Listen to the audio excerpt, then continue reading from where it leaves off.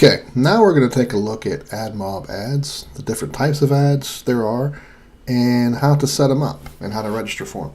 So first of all, I'm here in the simulator, and we're going to take a look at two different types of ads. One's a banner ad, and the other would be an interstitial ad. So I'm going to open up Breakpoint. I have banner ads on this app.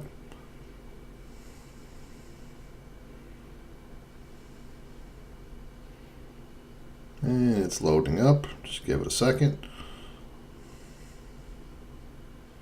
And there you go. You see down here below the table view results, and you've got, nice job, you're displaying a 320 by 50 test ad from AdMob.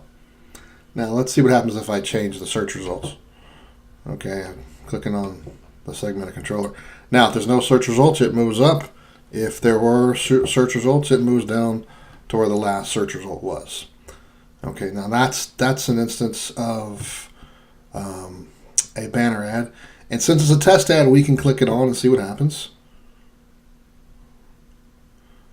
But you cannot do that if it was not a test ad. So that's one thing to keep in consideration is when you're testing these out, make sure if you click it on, it is a test ad.